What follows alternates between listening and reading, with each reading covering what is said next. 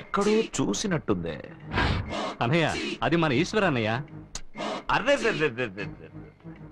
మతి మరుపు మరీ ఎక్కువైపోతోందిరా. రారా రా. రే ఇన్స్పెక్టర్, తీసుకున్న డబ్బుకి కష్టపడి పనిచేసింది చాలు గాని ఇక బయలుదేరు. ఎక్కడికి బయలుదేరమంటారు? రాజకీయ నాయకులు పోలీసు వాళ్ళని వాళ్ళ గుప్పెట్లో పెట్టుకోవడం పెద్ద విషయమే కాదు, మామూలు విషయమే. ఎదుటివాడు నోరు తెరిచడితే దానికి సమాధానం చెప్పడం ఆనాటి రాజకీయం. అసలు వాడిని నోరే తెరవనివ్వకుండా కట్టి కొట్టి తొక్కేయడం ఈనాటి రాజకీయం. ఏమంటున్నావు? అదిగో చూడండి, నడి వీధిలో పట్ట పగలు పబ్లిక్ గా ఈ కోడి పుంజు మీ గురించి కూస్తున్నాయి. ఇలా వీధికో కోడి మీ గురించి కారు కూతలు కూస్తుంటే ఎలా మీరు ఎమ్మెల్యే, ఎంపీ, మంత్రి పదవుల్ని పొందగలరు?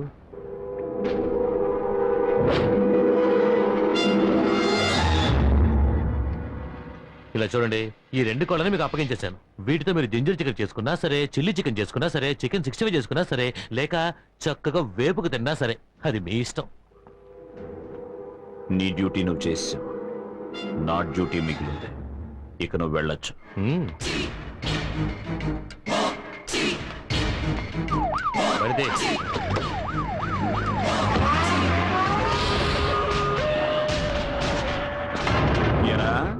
చచ్చిన పాముని జాలితో వదిలేస్తే గాలి పీల్చుకుని బుస్సు బుస్సుమని బుసలు కొడుతున్నావా? రే, జనానికి ఓట్లేయడం మాత్రమే తెలుసు, కానీ నాలాంటి వాళ్ళకి చట్టంలో బొక్కలు పెట్టడం కూడా తెలుసు.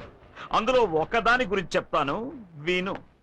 ప్రజలు గుమిగూడి ఒక పిచ్చాన్ని కొట్టి చంపిన కేసు లేదు, ఒక పిచ్చోడు ఒక అమ్మాయిని చెరిచిన కేసు లేదు. రేయ్ అన్నయ్య, ఇక్కడెవర్రా పిచ్చోడు?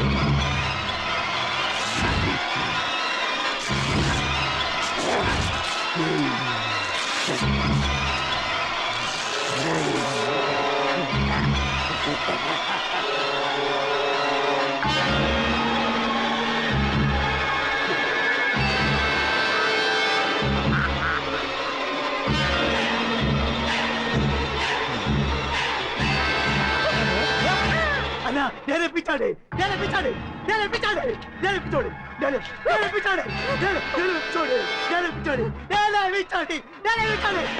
అన్నా అన్నా, నేనే పిచ్చాడే, నేనే పిచ్చాడే. నువ్వేరా పిచ్చోడు? వెళ్ళు, వెళ్ళి నా పేరు నిలబెట్టు. పోరా.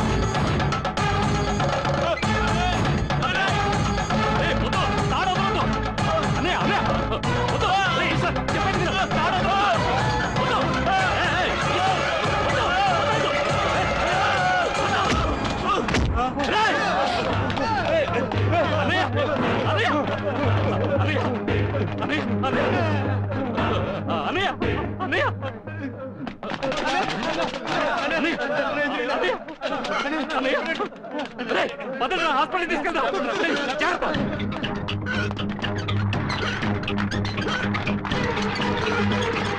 ఏంటి మేమున్నామా?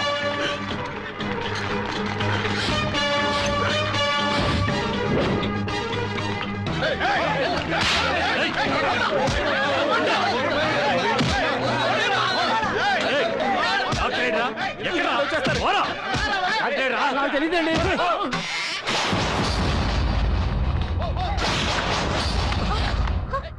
ఏంటి బొట్టి బోర్డు మాత్రమే ఉంది? ఎక్కడే డాక్టర్ సింగమలై? టైం అయింది, ఇప్పుడు వచ్చేస్తారు. అడి చూడు. వెంటనే ఆ డాక్టర్ని రమ్మని చెప్పు, లేదా నువ్విక్కడే చేస్తావు. ఫోన్ చేయవే. చేస్తాను ఫోన్ చేయి. చేస్తాను.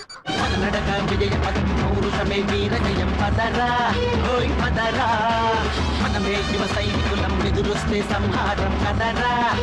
కదరా తమ్ములున్న మగాడెవడురా, మన నమ్మకానికి సాగరా.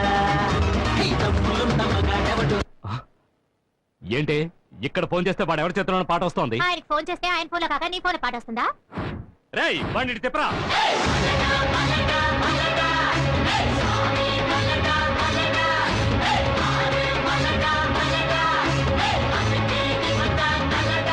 ఎవర్రా నువ్వు?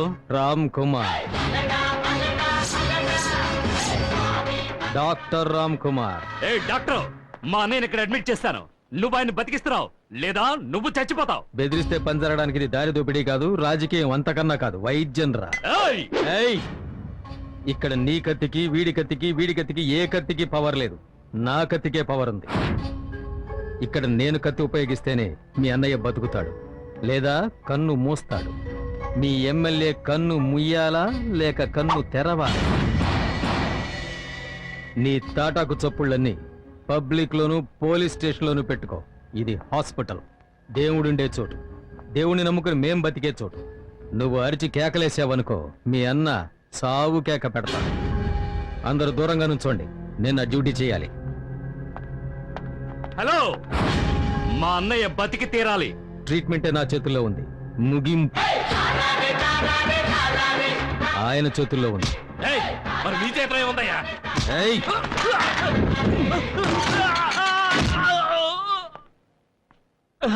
నమ్మకం ఉంది.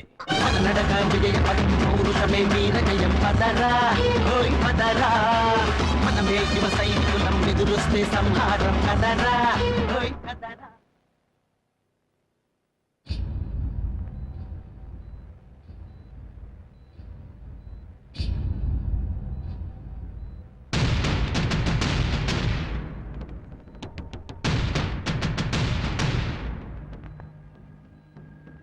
ఏరా, వాణ్ణి చంపేశారా? లేదన్నయ్యా.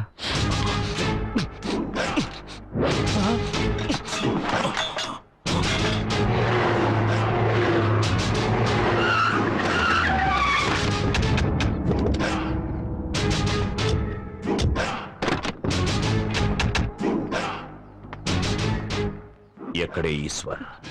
తెలీదు. ఈశ్వర్ ఎక్కడ? మర్యాదగా చెప్పు, వాడు ఎక్కడున్నాడు చెప్పు. చెప్పరా, చెప్పు, వాడు ఎక్కడున్నాడు?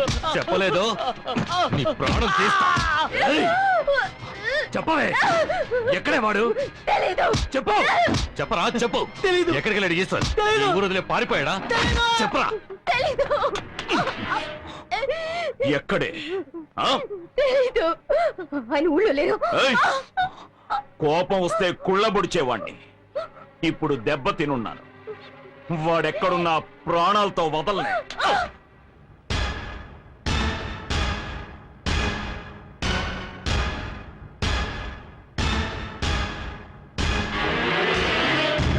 ఎందుకురా మనం అసలు ఏం తప్పు చేసామని మనం ఎందుకురా ఇలా దాక్కోవాలి? ఇంట్లోనూ ఉండలేకపోతున్నాం, ఊళ్ళోనూ ఉండలేకపోతున్నాం. ఏం బతుకురా ఇది? చిల్ల చూడు, మనం ఇక్కడున్న ప్రమాదమే. మాట్లాడకుండా బెంగళూరులో ఉన్న మీ మావ ఇంటికి వెళ్ళిపోదాం. నా మాట వినండమ్మా, మీరు వెళ్ళండి. మరి కళ్ళ ముందు భర్త చావును చూసిందాన్ని నేను ఆయనతో కలిసి జీవించింది కూడా గుర్తులేదు. ఈనాటికి ఆయన చావే నా కళ్ళ ముందు కదలాడుతోంది. నీ విషయంలో కూడా అలాంటిది ఏదైనా జరిగిందంటే నేను తట్టుకోలేను బాబు. నా మాట వినరా, దయించి రారా. నా మాట వినమ్మా, మీరు వెళ్ళండి. వదలరా, నేనెక్కడికైనా పోతాను. నా కొడుకు ఎక్కడో అక్కడ ప్రాణాలతో ఉన్నాడన్న ఆలోచనతోనే బతికేస్తాను. రావి, అమ్మా నా మాట వినమ్మా, తొందరపడొద్దు. వాడు మగాడే, చస్తే ప్రాణాలే పోతాయి. నువ్వు ఆడపిల్లవి, శీలంతో ఆడుకుంటారే. రా అన్నయ్య.